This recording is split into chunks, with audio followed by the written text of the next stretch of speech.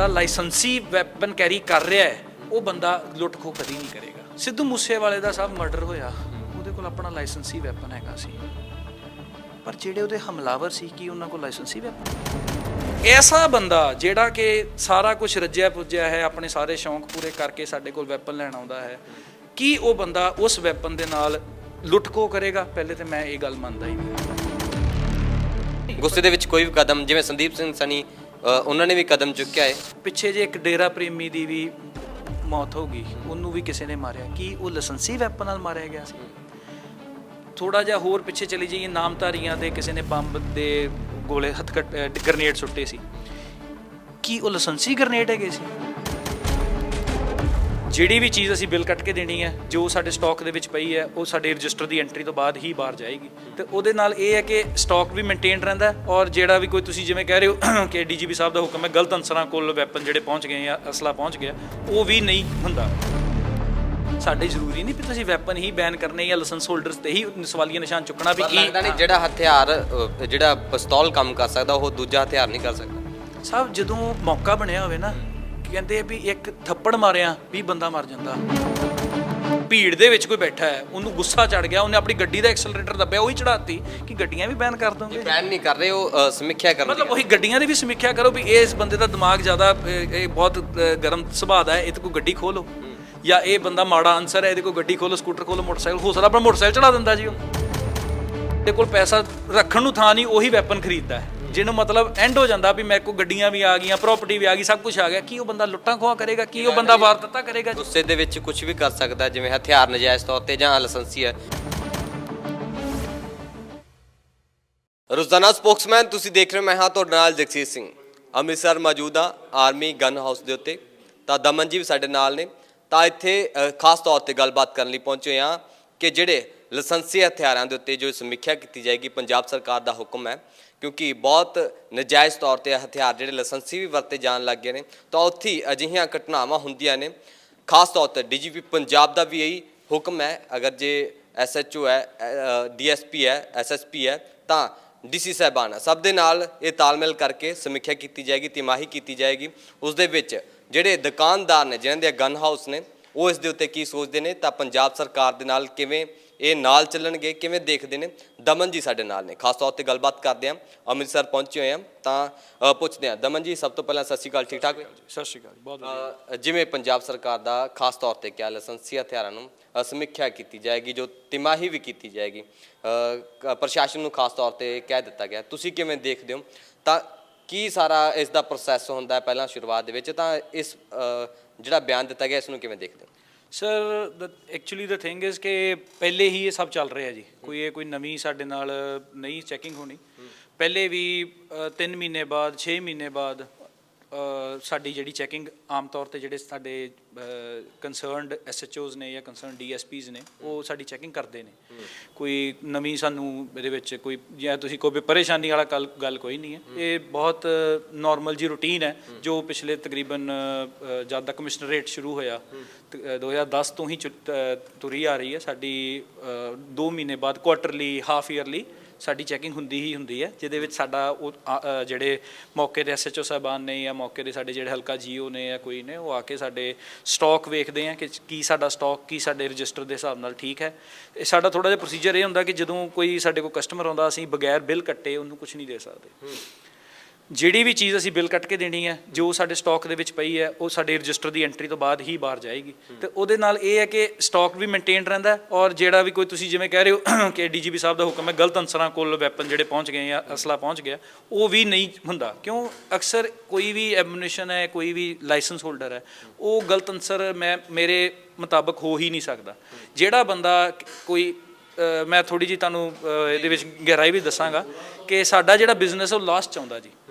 ਜੇ ਮਿਸਾਲ ਤੁਹਾਨੂੰ ਕੁਝ ਪੈਸੇ ਮਿਲ ਜਾਣ, ਤੁਸੀਂ ਸਭ ਤੋਂ ਪਹਿਲੇ ਆਪਣਾ ਪੇਟ ਭਰੋਗੇ, ਰੋਟੀ ਖਾਓਗੇ ਓਬਵੀਅਸਲੀ, ਫਿਰ ਉਸ ਤੋਂ ਬਾਅਦ ਤੁਸੀਂ ਜੇ ਹੋਰ ਪੈਸੇ ਮਿਲ ਜਾਣ, ਫਿਰ ਤੁਸੀਂ ਆਪਣੇ ਤਨ 'ਤੇ ਸੋਹਣੇ ਕੱਪੜੇ ਪਾਓਗੇ। ਹੋਰ ਪੈਸੇ ਮਿਲ ਜਾਣ ਤਾਂ ਤੁਸੀਂ ਕੋਈ ਵਧੀਆ ਵਧੀਆ ਘਰ ਖਰੀਦੋਗੇ, ਹੋਰ ਪੈਸੇ ਆਉਣਗੇ ਤੇ ਲਗਜ਼ਰੀ ਗੱਡੀਆਂ ਖਰੀਦੋਗੇ, ਹੋਰ ਪੈਸੇ ਆਉਣਗੇ ਤੇ ਸ਼ਾਇਦ ਤੁਸੀਂ ਕੋਈ ਸੋਨੇ ਦੀ ਚੀਜ਼ ਖਰੀਦ ਲਓ। ਫਿਰ ਉਸ ਤੋਂ ਬਾਅਦ ਦੇ ਤੁਹਾਡੇ ਕੋਲ ਪੈਸੇ ਆਉਣਗੇ, ਤੁਸੀਂ ਪ੍ਰੋਪਰਟੀ ਖਰੀਦਣ ਬਾਰੇ ਸੋਚੋਗੇ। ਫਿਰ ਜੇ ਤੁਹਾਡੇ ਕੋਲ ਕੁਝ ਪੈਸੇ ਬਚਣਗੇ, ਮਤਲਬ ਤੁਸੀਂ ਬਹੁਤ ਜ਼ਿਆਦਾ ਤੁਹਾਡੇ ਕੋਲ ਜੇ ਆਪਣੀ ਸਿਕਿਉਰਿਟੀ ਸਮਝ ਲਓ ਵੀ ਤਾਂ ਹੁਣ ਮੇਰੇ ਕੋਲ ਬਹੁਤ ਜਿਹੜੀ ਹੈ ਜਾਇਦਾਦ ਬਣ ਗਈ ਹੈ, ਉਹਦੀ ਸਿਕਿਉਰਿਟੀ ਲਈ ਸਾਨੂੰ ਕੁਝ ਚਾਹੀਦਾ, ਸੁਰੱਖਿਆ ਲਈ, ਫਿਰ ਤੁਸੀਂ ਅਸਲਾ ਖਰੀਦੋਗੇ, ਸਾਡਾ ਬਿਜ਼ਨਸ ਲਾਸਟ ਆਉਂਦਾ। ਐਸਾ ਬੰਦਾ ਜਿਹੜਾ ਕਿ ਸਾਰਾ ਕੁਝ ਰੱਜਿਆ ਪੁੱਜਿਆ ਹੈ, ਆਪਣੇ ਸਾਰੇ ਸ਼ੌਂਕ ਪੂਰੇ ਕਰਕੇ ਸਾਡੇ ਕੋਲ ਵੈਪਨ ਲੈਣ ਆਉਂਦਾ ਹੈ, ਕੀ ਉਹ ਬੰਦਾ ਉਸ ਵੈਪਨ ਦੇ ਨਾਲ ਲੁੱਟ ਖੋਹ ਕਰੇਗਾ? ਪਹਿਲੇ ਤਾਂ ਮੈਂ ਇਹ ਗੱਲ ਮੰਨਦਾ ਹੀ ਨਹੀਂ। ਜਿਹੜੇ ਵੀ ਮਾੜੇ ਅਨਸਰ ਲੁੱਟਾਂ ਖੋਹਾਂ ਕਰਦੇ ਆ ਜਾਂ ਉਸ ਨੂੰ ਕਿਸੇ ਮਾੜੇ ਕੰਮ ਲਈ ਯੂਜ਼ ਕਰਦੇ ਆ, ਉਹਨਾਂ ਕੋਲ ਜਿਹੜੇ ਹੈ ਉਹ ਲਾਇਸੈਂਸੀ ਵੈਪਨ ਹੈ ਹੀ ਨਹੀਂ, ਉਹ ਗੈਰ ਲਾਇਸੈਂਸੀ ਵੈਪਨ ਨੇ। ਹੁਣ ਇਹਦੇ ਬਾਰੇ ਮੈਂ ਕਮੈਂਟ ਨਹੀਂ ਕਰ ਸਕਦਾ ਗੈਰ ਲਾਇਸੈਂਸੀ ਵੈਪਨ ਕਿੱਥੋਂ ਆਉਂਦੇ ਕਿੱਥੋਂ ਨਹੀਂ ਆਉਂਦੇ।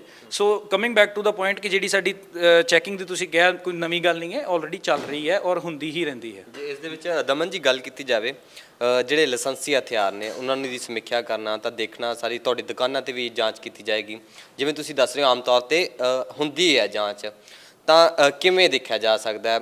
ਆਮ ਬੰਦੇ ਨੂੰ ਕਿਵੇਂ ਡੀਲ ਕਰਦੇ ਹੋ ਤੁਸੀਂ ਜਦੋਂ ਪੁਲਿਸ ਆਉਂਦੀ ਹੈ? ਫਿਰ ਕਿਸ ਤਰ੍ਹਾਂ ਡੀਲ ਹੁੰਦੀ ਹੈ? ਕੀ ਲੱਗਦਾ ਪੰਜਾਬ ਸਰਕਾਰ ਦੀ ਜਿਹੜੀ ਇਹ ਚੀਜ਼ਾਂ ਨੇ ਲੋਕਾਂ ਦੀ ਭਲਾਈ ਵਾਸਤੇ ਨੇ, ਤਾਂ ਵੀ ਲੋਕਾਂ ਨੂੰ ਨਾ ਉਹਨਾਂ ਦੀ ਜਾਨ ਦਾ ਕੋਈ ਖਤਰਾ ਬਣੇ? ਅਗਰ ਜੇ ਕਿਸੇ ਦੀ ਸੁਰੱਖਿਆ ਹੈ ਤਾਂ ਸੁਰੱਖਿਆ ਕੀਤੀ ਜਾਵੇ ਸਾਫ਼ ਤੌਰ ਤੇ ਵੀ ਪੰਜਾਬ ਦੀ ਅਮਨ ਸ਼ਾਂਤੀ ਦੇ ਵਾਸਤੇ। ਸਰ ਜਿਹੜੀ ਤੁਸੀਂ ਗੱਲ ਕਹੀ ਹੈ ਕਿ ਲਾਇਸੈਂਸੀ ਜਿਹੜੇ ਨੇ ਉਹਨਾਂ ਦੀ ਸਮੀਖਿਆ ਕਰਨੀ ਹੈ। ਹੁਣ ਇੱਕ ਲਾਇਸੈਂਸ ਜਦੋਂ ਇਸ਼ੂ ਹੁੰਦਾ ਜੀ, ਲਾਇਸੈਂਸ ਇਸ਼ੂ ਹੁੰਦਾ ਪ੍ਰੋਪਰ ਵੈਰੀਫਿਕੇਸ਼ਨ ਤੋਂ ਬਾਅਦ। ਪਹਿਲੇ ਥਾਣੇ ਦਾ ਜਿਹੜਾ ਮੁਨਸ਼ੀ ਹੈ ਉਹ ਲਿਖਦਾ ਹੈ ਕਿ ਇਹ ਬੰਦਾ ਇੱਥੋਂ ਦਾ ਵਸਨੀਕ ਹੈ, ਇਹਦੇ ਖਿਲਾਫ ਕੋਈ ਪਰਚਾ ਨਾ ਹੈ, ਇਹਦਾ ਕਰੈਕਟਰ ਸਾਫ਼ ਹੈ। ਫਿਰ ਐਸਐਚਓ ਸਾਹਿਬ ਬੰਦੇ ਦੀ ਇੰਟਰਵਿਊ ਲੈਂਦੇ ਆ, ਫਿਰ ਉਸ ਤੋਂ ਬਾਅਦ ਡੀਐਸਪੀ ਸਾਹਿਬ ਇੰਟਰਵਿਊ ਲੈਂਦੇ, ਜੇ ਆਪਾਂ ਸ਼ਹਿਰ ਦੀ ਗੱਲ ਕਰੀਏ ਫਿਰ ਡੀਸੀਪੀ ਸਾਹਿਬ ਇੰਟਰਵਿਊ ਲੈ ਕੇ ਫਿਰ ਉਹਨੂੰ ਜਿਹੜਾ ਕਿ ਲਾਇਸੈਂਸ ਦਿੱਤਾ ਜਾਂਦਾ। ਜੇ ਮਾੜਾ ਅਨਸਰ ਹੋਵੇ, ਜੇ ਕੋਈ ਮਾੜਾ ਅਨਸਰ ਹੋਵੇ, ਉਹਦੇ ਖਿਲਾਫ ਪਰਚੇ ਹੋਣ, ਮਤਲਬ। ਔਰ ਇੱਕ ਹੋਰ ਮੈਂ ਤੁਹਾਨੂੰ ਇੰਪੋਰਟੈਂਟ ਇਹ ਗੱਲ ਦੱਸਣੀ ਚਾਹਾਂਗਾ ਕਿ ਹਰ ਇੱਕ ਲਾਇਸੈਂਸ ਦੇ ਵਿੱਚ ਇਨਕਮ ਟੈਕਸ ਦੀ ਰਿਟਰਨ ਵੀ ਲੱਗਦੀ ਹੈ। ਇਹਦਾ ਮਤਲਬ ਬੰਦਾ ਕੋਈ ਨਾ ਕੋਈ ਕੰਮ ਕਰਦਾ, ਇਨਕਮ ਆਉਂਦੀ ਹੈ ਤਾਂ ਹੀ ਉਹਦਾ ਲਾਇਸੈਂਸ ਇਸ਼ੂ ਹੁੰਦਾ। ਸਭ ਤੋਂ ਪਹਿਲਾਂ ਜਿਹੜਾ ਡਾਕੂਮੈਂਟ ਲੱਗਦਾ ਉਹ ਇਨਕਮ ਟੈਕਸ ਦੀ ਰਿਟਰਨ ਹੈ, ਪੈਨ ਕਾਰਡ ਹੈ, ਆਧਾਰ ਕਾਰਡ ਹੈ, ਕਿਸੇ ਵੀ ਲਾਇਸੈਂਸ ਨੂੰ ਇਸ਼ੂ ਕਰਨ ਦਾ। ਸ਼ੌਂਕ ਤੇ ਨਹੀਂ ਹੁਣ ਜ਼ਿਆਦਾ ਰੱਖਣ ਲੱਗੇ? ਨਹੀਂ, ਸ਼ੌਂਕ ਤੇ ਚਲੋ ਮੈਂ ਉਹਦੇ ਬਾਰੇ ਦੱਸ ਰਿਹਾ।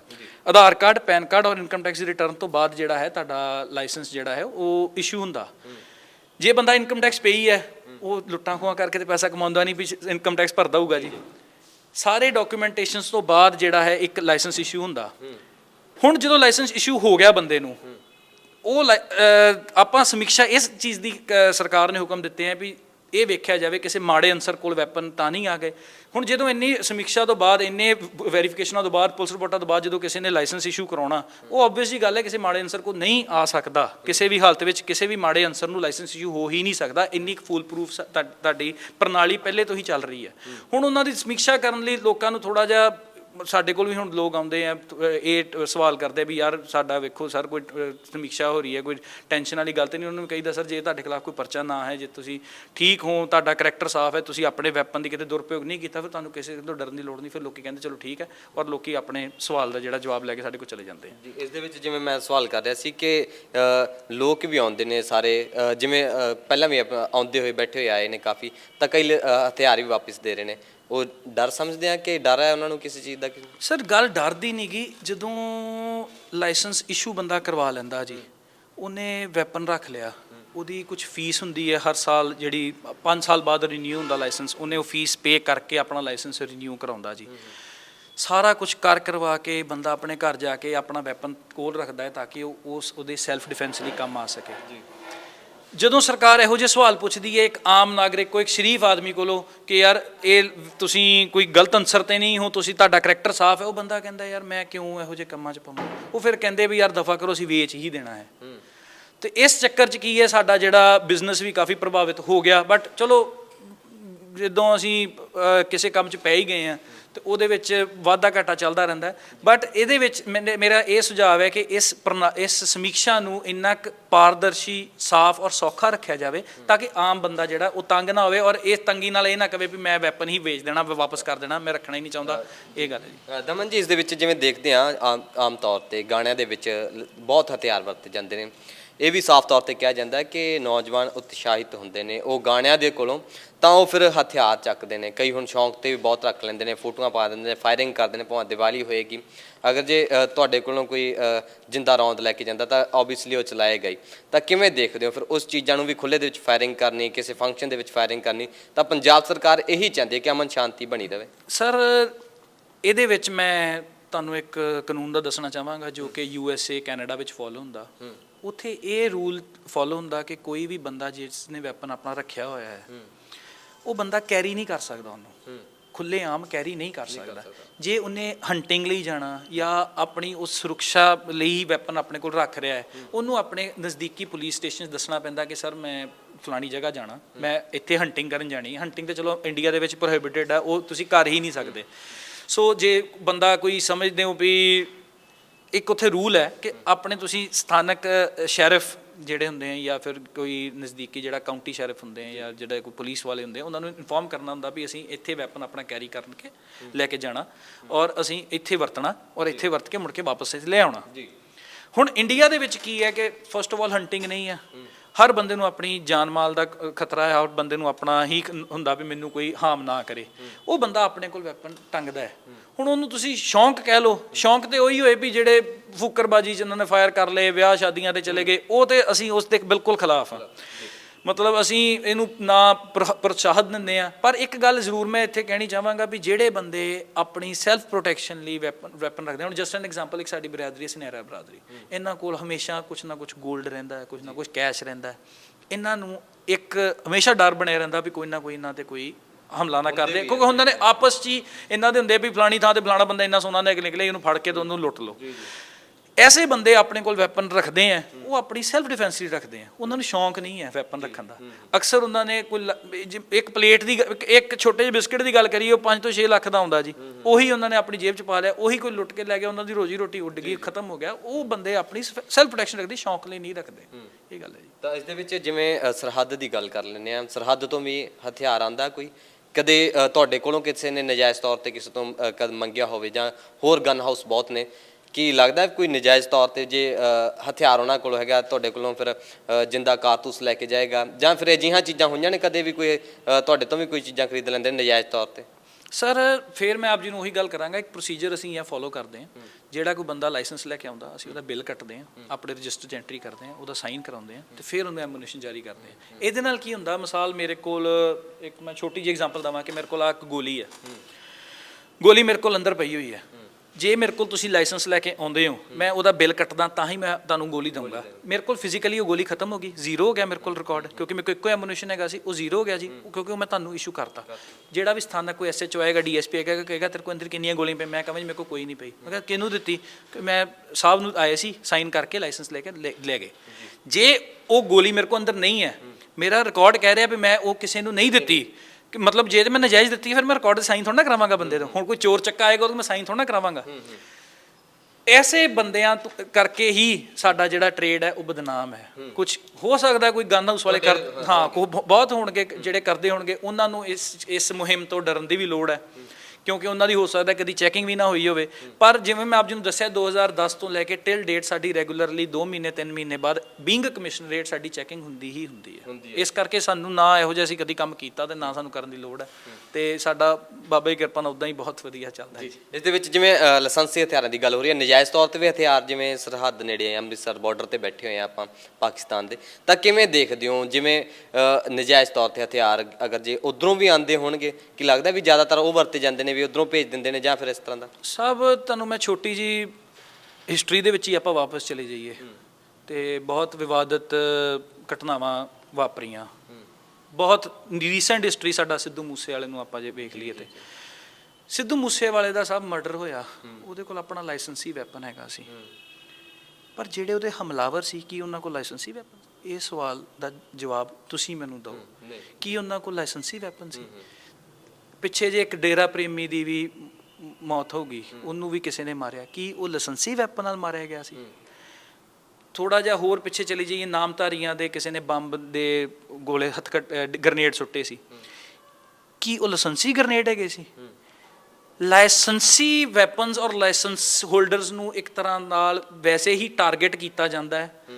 ਤੁਸੀਂ ਮੈਂ ਫਿਰ ਉਹੀ ਗੱਲ ਕਰ ਰਿਹਾ ਵੀ ਜਿਹੜਾ ਬੰਦਾ ਵੈਪਨ ਖਰੀਦਦਾ ਹੈ, ਜਿਹੜਾ ਬੰਦਾ ਵੈਪਨ ਖਰੀਦਦਾ ਹੈ, ਜਿਹੜੇ ਬੰਦੇ ਕੋਲ ਵੈਪਨ ਹੁੰਦੇ ਆ ਜਾਂ ਜਿਹੜਾ ਬੰਦਾ ਵੈਪਨ ਰੱਖਦਾ ਹੈ, ਕੀ ਉਹ ਬੰਦਾ, ਮੈਂ ਤੁਹਾਨੂੰ ਦੱਸਿਆ ਵੀ ਜਿਹਦੇ ਕੋਲ ਪੈਸਾ ਰੱਖਣ ਨੂੰ ਥਾਂ ਨਹੀਂ ਉਹੀ ਵੈਪਨ ਖਰੀਦਦਾ ਹੈ, ਜਿਹਨੂੰ ਮਤਲਬ ਐਂਡ ਹੋ ਜਾਂਦਾ ਵੀ ਮੇਰੇ ਕੋਲ ਗੱਡੀਆਂ ਵੀ ਆ ਗਈਆਂ, ਪ੍ਰਾਪਰਟੀ ਵੀ ਆ ਗਈ, ਸਭ ਕੁਝ ਆ ਗਿਆ, ਕੀ ਉਹ ਬੰਦਾ ਲੁੱਟਾਂ ਖੋਹਾਂ ਕਰੇਗਾ? ਕੀ ਉਹ ਬੰਦਾ ਵਾਰਦਾਤਾਂ ਕਰੇਗਾ? ਗੁੱਸੇ ਦੇ ਵਿੱਚ ਕੁਝ ਵੀ ਕਰ ਸਕਦਾ, ਜਿਵੇਂ ਹਥਿਆਰ ਨਜਾਇਜ਼ ਤੌਰ ਤੇ ਜਾਂ ਲਾਇਸੈਂਸੀ ਹੈ, ਗੁੱਸੇ ਦੇ ਵਿੱਚ ਕੋਈ ਵੀ ਕਦਮ, ਜਿਵੇਂ ਸੰਦੀਪ ਸਿੰਘ ਸਨੀ ਉਹਨਾਂ ਨੇ ਵੀ ਕਦਮ ਚੁੱਕਿਆ ਹੈ। ਸੰਦੀਪ ਸਿੰਘ ਸਨੀ ਉਹਨਾਂ ਨੇ ਜਿਹੜਾ ਸੂਰੀ ਹੱਤਿਆਕਾਂਡ ਹੋਇਆ, ਹੁਣ ਮੈਂ ਇੱਕ ਛੋਟੀ ਜਿਹੀ ਆਪ ਜੀ ਨੂੰ ਗੱਲ ਦੱਸਾਂ, ਜੇ ਸੰਦੀਪ ਸਿੰਘ ਸੰਨੀ ਕੋਲ ਮੌਕੇ ਤੇ ਡਾਂਗ ਹੁੰਦੀ, ਸੋਟਾ ਹੁੰਦਾ, ਇੱਟਾਂ ਹੁੰਦੀ, ਰੋੜਾ ਹੁੰਦਾ, ਤਲਵਾਰ ਹੁੰਦਾ, ਕੁਛ ਹੁੰਦਾ, ਉਹਨੇ ਉਹਦੇ ਨਾਲ ਵੀ ਹਮਲਾ ਕਰ ਦੇਣਾ ਸੀ।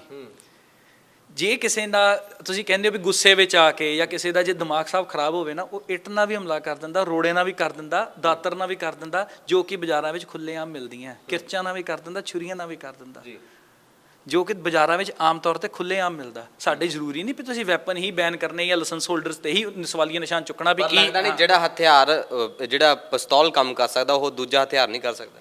ਸਾਹਿਬ ਜਦੋਂ ਮੌਕਾ ਬਣਿਆ ਹੋਵੇ ਨਾ, ਕਹਿੰਦੇ ਆ ਵੀ ਇੱਕ ਥੱਪੜ ਮਾਰਿਆ 20 ਬੰਦਾ ਮਰ ਜਾਂਦਾ, ਠੀਕ ਹੈ ਨਾ, ਕਿਸੇ ਗਲਤ ਥਾਂ ਤੇ ਕੁਛ ਘਸੁੰਨ ਮੁੱਕਾ ਵੱਜੇ ਕੁਛ ਹੋਵੇ, ਬੰਦਾ ਉਦੋਂ ਵੀ ਆਪਣੀ ਮਤਲਬ ਬਹੁਤ ਡੈਡਲੀ ਇੰਜਰੀ ਹੋ ਸਕਦੀ ਹੈ।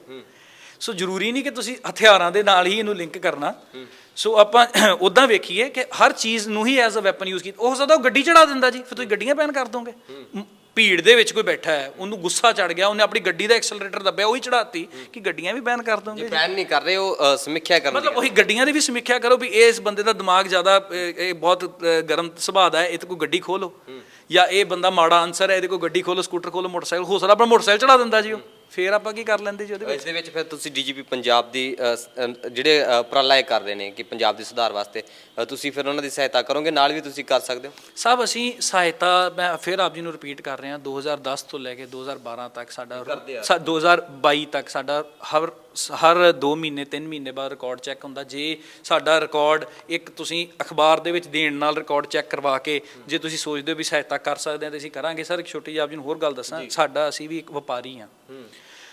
ਤੁਸੀਂ ਇਹੋ ਜਿਹੇ ਬਿਆਨਬਾਜ਼ੀ ਕਰਕੇ ਸਾਡਾ ਉਹ ਵਪਾਰ ਦੇ ਖੋਹ ਰਹੇ ਹੋ, ਸਾਨੂੰ ਨੁਕਸਾਨ ਹੁੰਦਾ ਉਸ ਦੇ ਵਪਾਰ ਖੋਹਣ ਦਾ। ਉਹ ਨੁਕਸਾਨ ਸਾਹਿਬ ਇੱਦਾਂ ਹੁੰਦਾ ਕਿ ਮਿਸਾਲ ਅਸੀਂ ਵਿਚਰਦੇ ਹਾਂ, ਅਸੀਂ ਅਕਸਰ ਸੁਨਿਆਰਿਆਂ ਕੋਲ ਜਾਂਦੇ ਹਾਂ, ਕੱਪੜੇ ਵਾਲਿਆਂ ਕੋਲ ਜਾਂਦੇ ਹਾਂ, ਮਤਲਬ ਸਬਜ਼ੀ ਵਾਲਿਆਂ ਕੋਲ, ਦੁੱਧ ਵਾਲਿਆਂ ਕੋਲ, ਬਹੁਤ ਲੋਕਾਂ ਕੋਲ ਜਾਂਦੇ ਆ। ਜਦੋਂ ਇਹੋ ਜਿਹੇ ਬਿਆਨ ਅਖਬਾਰਾਂ 'ਚ ਆ ਜਾਂਦੇ ਆ ਤੇ ਉਹ ਜਿਹੜੇ ਆਮ ਵਪਾਰੀ ਆ ਉਹ ਡਰ ਜਾਂਦੇ ਆ ਵੀ ਇਹ ਗਨ ਹਾਊਸ ਵਾਲਾ ਵਾ, ਇਹ ਚੋਰ ਹੈ। ਕੋਈ ਸੁਨੇਹਾ ਹੋਏਗਾ ਸਾਫ਼ ਤੌਰ ਤੇ, ਜਿਵੇਂ ਲੋਕ ਵੀ ਆਉਂਦੇ ਨੇ, ਜਿਵੇਂ ਤੁਸੀਂ ਕਹਿ ਰਹੇ ਹੋ ਵਿਸ਼ਵਾਸ ਵੀ ਇੱਕ ਬਹੁਤ ਜ਼ਰੂਰੀ ਹੁੰਦਾ, ਤਾਂ ਫਿਰ ਤੁਹਾਨੂੰ ਜਿਹੜੇ ਓਬਵੀਅਸਲੀ ਜਿਹੜੇ ਲੋਕ ਤੁਹਾਡੇ ਕੋਲ ਆਉਂਦੇ ਨੇ ਤਾਂ ਰੈਗੂਲਰ ਗਾਹਕ ਵੀ ਤੁਹਾਡੇ ਕੋਲ ਆਉਂਦੇ, ਫਿਰ ਉਹ ਤਾਂ ਤੁਹਾਡੇ ਤੇ ਵਿਸ਼ਵਾਸ ਕਰਦੀ ਹੋਣੀ। ਸਰ ਰੈਗੂਲਰ ਕਸਟਮਰ ਤੇ ਵਿਸ਼ਵਾਸ ਕਰੇਗਾ ਹੀ, ਪਰ ਉਹ ਵਿਸ਼ਵਾਸ ਇਹ ਹੈ ਵੀ ਜਿਹੜਾ ਅਸੀਂ ਇਹਨਾਂ ਨੂੰ ਵੈਪਨ ਦਿੰਦੇ ਆ ਜਾਂ ਐਮੂਨੇਸ਼ਨ ਦਿੰਦੇ ਆ, ਉਹ ਅੱਛੀ ਕੁਆਲਿਟੀ ਦਾ ਵਧੀਆ ਮਿਆਰ ਦਾ ਵੈਪਨ ਹੈ, ਉਹ ਇਹਨਾਂ ਨੂੰ ਲੋੜ ਵੇਲੇ ਇਹਨਾਂ ਦੀ ਹੈਲਪ ਕਰੇਗਾ। ਹੁਣ ਛੋਟਾ ਜਿਹਾ ਮੈਂ ਉਦਾਹਰਣ ਦੇਵਾਂਗਾ, ਇੱਕ ਸਾਡੇ ਬਹੁਤ ਨਿੱਜੀ ਸੱਜਣ ਸੀ, ਉਹਨਾਂ ਕੋਲ ਵੈਪਨ ਹੈਗਾ ਸੀ ਤੇ ਰੋਜ਼ਾਨਾ ਉਹਨਾਂ ਨੇ ਸਵੇਰੇ ਜਾਣਾ ਵਾਕ ਤੇ ਉਹਨਾਂ ਦੇ ਇੱਕ ਦਿਨ ਗਏ ਜੀ ਤੇ ਸਵੇਰੇ 4 ਵਜੇ ਜਾਂਦੇ ਸੀ। ਇੱਕ ਦਿਨ ਉਹਨਾਂ ਦੇ ਦਿਮਾਗ 'ਚ ਪਤਾ ਨਹੀਂ ਕਿਹਾ, ਉਹਨਾਂ ਨੇ ਵੈਪਨ ਆਪਣੇ ਟੰਗ ਲਿਆ ਜੀ ਡੱਬ ਦੇ ਵਿੱਚ, ਤੇ ਉਹਨਾਂ ਨੂੰ ਕੋਈ 2 ਮੋਟਰਸਾਈਕਲ ਸਵਾਰ ਆਏ ਤੇ ਛੁਰੀ ਵਿਖਾਈ ਕਿ ਬਾਊ ਜੀ ਜੋ ਹੈਗਾ ਕੱਢ ਦਿਓ। ਹੁਣ ਬਾਊ ਜੀ ਨੇ ਸਭ ਤੋਂ ਪਹਿਲੇ ਵੈਪਨ ਕੱਢਿਆ, ਇੱਕ ਹਵਾ 'ਚ ਫਾਇਰ ਕੀਤਾ, ਜਿਹਦੇ ਕੋਲ ਡਰ ਕੇ ਉਹ ਭੱਜ ਗਏ। ਉਹ ਕੀ ਪਤਾ ਛੁਰੀ ਮਾਰ ਕੇ ਉਹਨਾਂ ਨੂੰ ਮਾਰ ਹੀ ਦਿੰਦੇ। ਸੋ ਇੱਕ ਵਿਸ਼ਵਾਸ ਲੋਕਾਂ ਦਾ ਆਪਣੇ ਵੈਪਨਸ ਤੇ ਹੈ, ਔਰ ਵੈਪਨਸ ਕਰਕੇ ਵਿਸ਼ਵਾਸ ਸਾਡੇ ਤੇ ਹੈ ਵੀ ਜਿਹੜੀ ਅਸੀਂ ਚੀਜ਼ ਦਈਏ ਉਹ ਨਾ ਖਰਾਬ ਕਰੀਏ। ਕਸਟਮਰਸ ਨਾਲ ਸਰ ਵਿਸ਼ਵਾਸ ਦਾ ਫਰਕ ਨਹੀਂ ਪੈਂਦਾ, ਵਿਸ਼ਵਾਸ ਫਰਕ ਪੈਂਦਾ ਅਸੀਂ ਵੀ ਵਿਚਰਦੇ ਹਾਂ, ਸਾਡੀ ਵੀ ਸੋਸ਼ਲ ਲਾਈਫ ਹੈ, ਉੱਥੇ ਵਿਸ਼ਵਾਸ ਦਾ ਫਰਕ ਪੈਂਦਾ। ਜੀ ਜੀ, ਬਹੁਤ ਸ਼ੁਕਰੀਆ ਦਮਨ ਜੀ ਜਾਣਕਾਰੀ ਦੇਣ ਦੇ ਲਈ। ਤਾਂ ਦਮਨ ਸਾਡੇ ਨਾਲ ਸੀ ਆਰਮੀ ਗਨ ਹਾਊਸ ਤੋਂ, ਤਾਂ ਅੰਮ੍ਰਿਤਸਰ ਖਾਸ ਤੌਰ ਤੇ ਪਹੁੰਚੇ ਹੋਏ ਸੀ ਇਹ ਜਾਣਕਾਰੀ ਦੇ ਲੈਣ ਲਈ, ਕਿਉਂਕਿ ਖਾਸ ਤੌਰ ਤੇ ਇੱਕ ਹੋਰ ਸਵਾਲ ਕਰਨ ਦੀ ਕੋਸ਼ਿਸ਼ ਕਰਾਂਗਾ। ਦਮਨ ਜੀ, ਇਹ ਏਰੀਆ ਦੇ ਵਿੱਚ ਅਗਰ ਜੇ ਗੱਲ ਕਰ ਲਈਏ ਤਾਂ ਬਹੁਤ ਜ਼ਿਆਦਾ ਕ੍ਰਾਈਮ ਹੋਣ ਲੱਗ ਜਾਂਦਾ। ਤਰਨਤਾਰਨ ਦੀ ਵੀਡੀਓ ਦੇਖੀ ਸੀ ਕਿ ਹਥਿਆਰ ਦਿਖਾ ਕੇ ਲੁੱਟ ਕੇ ਲੈ ਗਿਆ ਸੀ ਇੱਕ ਕੁੜੀ ਨੂੰ, ਤਾਂ ਕਿਵੇਂ ਦੇਖਿਆ ਜਾ ਸਕਦਾ ਵੀ ਨਜਾਇਜ਼ ਤੌਰ ਤੇ ਵੀ ਇਹ ਚੀਜ਼ਾਂ ਵਰਤੀਆਂ ਜਾਂਦੀਆਂ? ਸਰ ਮੈਂ ਫਿਰ ਮੇਰਾ ਜਵਾਬ ਵੀ ਉਹੀ ਹੈ ਕਿ ਇਹ ਪਤਾ ਕਰਾਇਆ ਜਾਵੇ ਕਿ ਉਹ ਹਥਿਆਰ ਲਾਇਸੈਂਸੀ ਸੀ ਕਿ ਨਜਾਇਜ਼ ਸੀ, ਕਿ ਚੋਰੀ ਦਾ ਸੀ। ਜੇ ਉਸ ਬੰਦੇ ਦਾ ਲਾਇਸੈਂਸ ਸੀ ਔਰ ਲਾਇਸੈਂਸੀ ਹਥਿਆਰ ਉਸ ਬੰਦੇ ਨੇ ਵਿਖਾ ਕੇ ਚੋਰੀ ਕੀਤੀ ਹੈ, ਮੈਂ ਮੰਨਦਾ ਹੀ ਨਹੀਂ। ਕਿਉਂ? ਜਦੋਂ ਤੁਸੀਂ ਇੱਕ ਲਾਇਸੈਂਸ ਬਣਵਾ ਲਿਆ ਇੱਕ ਵੱਖਰੀ ਚੀਜ਼ ਹੈ, ਉਹਨੂੰ ਰੀਨਿਊ ਕਰਾਉਣ ਤੇ 5 ਤੋਂ 10,000 ਰੁਪਏ ਦਾ ਖਰਚਾ ਆਉਂਦਾ ਜੀ। ਜਦੋਂ ਕੋਈ ਇਲੈਕਸ਼ਨਸ ਆਉਂਦੀਆਂ ਜਾਂ ਕੋਈ VIP ਆਉਂਦਾ, ਉਹਨੂੰ ਜਮ੍ਹਾਂ ਕਰਾਉਣ ਤੇ ਵੀ ਅਸੀਂ ਫੀਸ ਵਸੂਲਦੇ ਹਾਂ, ਥਾਣੇ ਵਾਲੇ ਵੀ ਫੀਸ ਵਸੂਲਦੇ ਹਾਂ। ਮਤਲਬ ਇਹ ਬਹੁਤ ਮਹਿੰਗਾ ਫੇਅਰ ਹੈ। ਵੈਪਨ ਰੱਖਣਾ ਕੋਈ ਸੌਖੀ ਵਾੜ ਨਹੀਂ ਹੈ, ਕੋਈ ਆਸਾਨ ਕੰਮ ਨਹੀਂ ਹੈ, ਕੋਈ ਸਸਤਾ ਨਹੀਂ ਹੈ ਵੈਪਨ ਰੱਖਣਾ। ਜਿਹੜਾ ਬੰਦਾ ਲੁੱਟਾਂ ਖੋਹਾ ਕਰ ਰਿਹਾ, ਦਾ ਮਤਲਬ ਇਹ ਹੈ ਕਿ ਉਸ ਬੰਦੇ ਕੋਲ ਕੋਈ ਹੋਰ ਕਮਾਈ ਦਾ ਸਾਧਨ ਨਹੀਂ ਹੈ, ਉਹ ਵੈਪਨ ਹੀ ਉਹਦੀ ਕਮਾਈ ਦਾ ਸਾਧਨ ਹੈ। ਉਹ ਲੁੱਟਾਂ ਖੋਹਾ ਕਰਕੇ ਆਪਣਾ ਗੁਜ਼ਾਰਾ ਕਰ ਰਿਹਾ, ਜਾਂ ਨਸ਼ੇੜੀ ਹੈ ਜਾਂ ਜਿੱਦਾਂ ਵੀ, ਅਸੀਂ ਉਹਦੇ ਬਾਰੇ ਕਮੈਂਟ ਨਹੀਂ ਕਰ ਸਕਦੇ। ਕਹਿਣ ਦਾ ਭਾਵ ਇਹ ਹੈ, ਜੇ ਉਹ ਬੰਦਾ ਲਾਇਸੈਂਸੀ ਵੈਪਨ ਕੈਰੀ ਕਰ ਰਿਹਾ ਹੈ, ਉਹ ਬੰਦਾ ਲੁੱਟ ਖੋਹ ਕਦੀ ਨਹੀਂ ਕਰੇਗਾ ਜੀ। ਬਸ ਇਹ ਮੇਰਾ ਸਟੇਟਮੈਂਟ ਹੈ ਜੀ। ਬਹੁਤ ਸ਼ੁਕਰੀਆ ਦਮਨ ਜੀ ਸਾਡੇ ਨਾਲ ਸੀ, ਅੰਮ੍ਰਿਤਸਰ ਪਹੁੰਚੇ ਹੋਏ ਸੀ, ਖਾਸ ਤੌਰ ਤੇ ਗੱਲਬਾਤ ਕੀਤੀ ਹੈ। ਇਹ ਵੀ ਸਮਝਣ ਦੀ ਕੋਸ਼ਿਸ਼ ਕੀਤੀ ਹੈ, ਪਰ ਇਹਨਾਂ ਨੇ ਸਾਫ਼ ਤੌਰ ਤੇ ਕਿਹਾ ਕਿ ਸਾਡੇ ਕੰਮ ਤੇ ਵੀ ਬਹੁਤ ਪ੍ਰਭਾਵਿਤ ਪੈਂਦਾ ਇਸ ਦੇ ਵਿੱਚ। ਅਗਰ ਜੇ ਗੱਲ ਕੀਤੀ ਜਾਵੇ, ਅਗਰ ਜੇ ਸਾਡੇ ਕਿਤੇ ਵੀ ਲਿੰਕ ਨੇ, ਸਾਡਾ ਕੋਈ ਜਾਣਕਾਰ ਹੈ, ਫਿਰ ਉਹ ਸਾਡੇ ਤੇ ਸ਼ੱਕ ਕਰੇਗਾ ਕਿ ਇਹਨਾਂ ਦੇ ਕੋਲ ਕੋਈ ਚੋਰੀ ਦਾ ਮਾਲ ਹੈ ਜਾਂ ਕੋਈ ਚੋਰੀ ਦਾ ਹਥਿਆਰ ਹੈ, ਇਹਨਾਂ ਕੋਲ ਅਜਿਹੇ ਚੀਜ਼ਾਂ ਨੇ, ਫਿਰ ਵਿਸ਼ਵਾਸ ਨਹੀਂ ਹੁੰਦਾ। ਪਰ ਇਹਨਾਂ ਨੇ ਇਹ ਵੀ ਕਿਹਾ ਕਿ ਅਸੀਂ ਆਏ ਮਹੀਨੇ, ਅਗਰ ਜੇ 2 ਮਹੀਨਿਆਂ ਦੀ ਗੱਲ ਹੈ, 3 ਮਹੀਨਿਆਂ ਦੀ ਹੈ, ਤਾਂ ਪੰਜਾਬ ਪੁਲਿਸ ਇਨਕੁਆਇਰੀ ਕਰਦੀ ਹੈ, ਜਾਂਚ ਵੀ ਕਰਦੀ ਹੈ, ਸਮੀਖਿਆ ਕਰਕੇ ਜਾਂਦੀ ਹੈ ਹਥਿਆਰਾਂ ਦੀ ਸਾਡੇ ਤੋਂ ਹਰ ਇੱਕ ਜਾਂਚ। ਕਿਉਂਕਿ ਅਗਰ ਜੇ ਅਸੀਂ ਗੋਲੀ ਵੀ ਦਿੰਦੇ ਹਾਂ ਤਾਂ ਉਹਨਾਂ ਦੇ ਲਾਇਸੈਂਸ ਦੇਖ ਕੇ ਸਾਈਨ ਕਰਾ ਕੇ ਬਕਾਇਦਾ, ਭਾਵੇਂ 1 ਗੋਲੀ ਮੰਗ ਰਿਹਾ, 2 ਮੰਗ ਰਿਹਾ, ਤਾਂ ਉਹ ਚੀਜ਼ ਦਿੰਦੇ ਹਾਂ। ਪਰ ਇਹਨਾਂ ਨੇ ਸਾਫ਼ ਤੌਰ ਤੇ ਇਹ ਜਾਣਕਾਰੀ ਦਿੱਤੀ ਹੈ। ਤਾਂ ਤੁਸੀਂ ਵੀ ਦੱਸਿਓ ਕਿ ਕਿਸ ਤਰ੍ਹਾਂ ਦੀ ਇਹ ਜਾਣਕਾਰੀ ਲੱਗੀ ਕਿ ਜਿਵੇਂ ਪੰਜਾਬ ਦੇ ਵਿੱਚ ਅਮਨ ਸ਼ਾਂਤੀ ਬਹਾਲ ਕਰਨ ਦੇ ਵਾਸਤੇ ਮੁੱਖ ਮੰਤਰੀ ਪੰਜਾਬ ਦਾ ਇਹ ਉਪਰਾਲਾ ਹੈ ਕਿ ਜਿਹੜੇ ਲਾਇਸੈਂਸੀ ਹਥਿਆਰ ਨੇ ਉਹਨਾਂ ਦੀ ਸਮੀਖਿਆ ਕੀਤੀ ਜਾਵੇ, ਤਾਂ ਜਿਹੜੇ ਨਜਾਇਜ਼ ਤੌਰ ਤੇ ਰੱਖੇ ਹੋਏ ਨੇ, ਜਿਨ੍ਹਾਂ ਨੂੰ ਲੋੜ ਨਹੀਂ ਹੈਗੀ ਹਥਿਆਰਾਂ ਦੀ, ਉਹਨਾਂ ਦੇ ਜਿਹੜੇ ਰੱਦ ਕੀਤੇ ਜਾਣ। ਵਿਚਾਰ ਸਾਡੇ ਨਾਲ ਜੂ ਸਾਂਝੇ ਕਰੋ। ਕੈਮਰਾ ਸਹਿਯੋਗ ਦੇ ਸੀ ਅਮਨ। ਧੰਨਵਾਦ।